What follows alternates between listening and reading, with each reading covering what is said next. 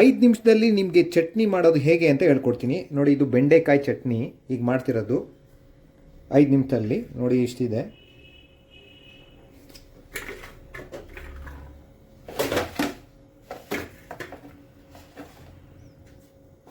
ಇನ್ನೇನಿಲ್ಲ, ದೊಡ್ಡ ದೊಡ್ಡದಾಗೆ ಕಟ್ ಮಾಡ್ಕೊಳ್ಳಿ ಸಾಕು.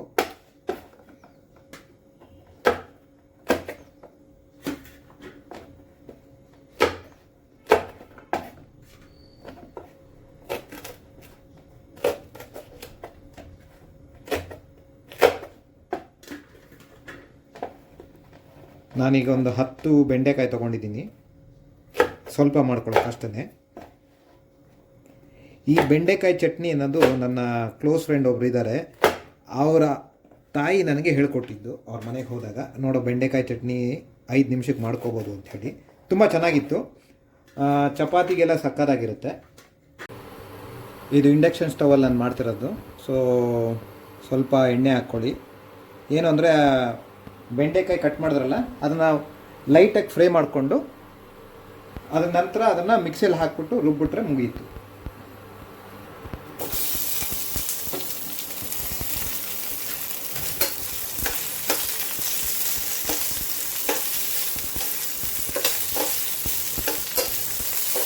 ಇದು ಒಂದು ಲೈಟಾಗಿ ಬಾಡಿಸ್ಕೊಳ್ಳಿ ಬೆಂಡೆಕಾಯಿನ.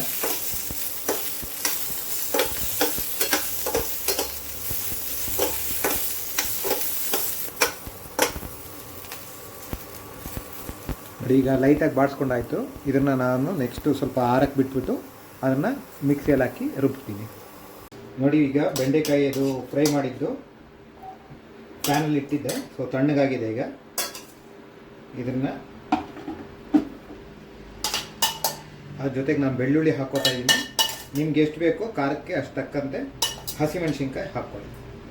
ಸೊ ಇದೆಲ್ಲ ಹಾಕಾದ್ಮೇಲೆ ರುಚಿಗೆ ತಕ್ಕಷ್ಟು ಉಪ್ಪು ಹಾಕ್ಕೊಳ್ಳಿ.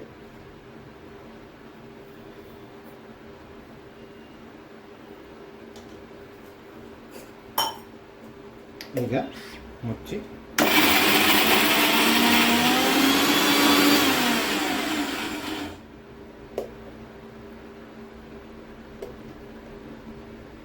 ಸ್ವಲ್ಪ ನೀರು ಹಾಕೋತಿದ್ದೀನಿ.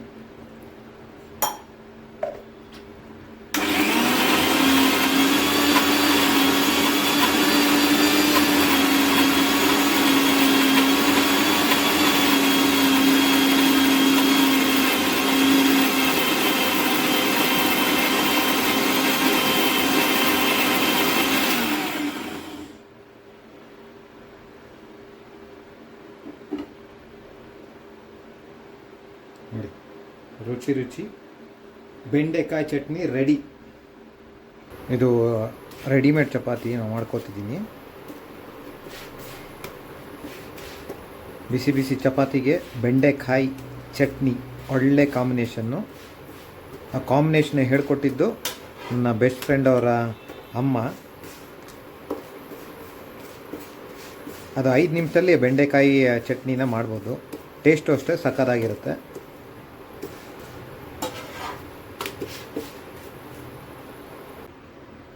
ನೋಡಿ ಈಗ ರುಚಿ ರುಚಿಯಾದ ಬೆಂಡೆಕಾಯಿ ಚಟ್ನಿ ಚಪಾತಿಗೆ ರೆಡಿ. ಬ್ಯಾಚ್ಲರ್ಗಳಿಗೆ ಅಥವಾ ಅರ್ಜೆಂಟಾಗೆ ಮಾಡಬೇಕು ಅಂದರೆ ಚಟ್ನಿ ಚಪಾತಿಗೆ ಇದು ಬೆಂಡೆಕಾಯಿ ಚಟ್ನಿ ತುಂಬಾ ಈಸಿ. 5 ನಿಮಿಷದಲ್ಲ ಮುಗಿದೋಗುತ್ತೆ. ಟೇಸ್ಟು ಅಷ್ಟೇ ತುಂಬ ಚೆನ್ನಾಗಿರುತ್ತೆ. ಬನ್ನಿ ಟೇಸ್ಟ್ ಮಾಡಿ ನೋಡೋಣ ಹೇಗಿದೆ ಅಂತ.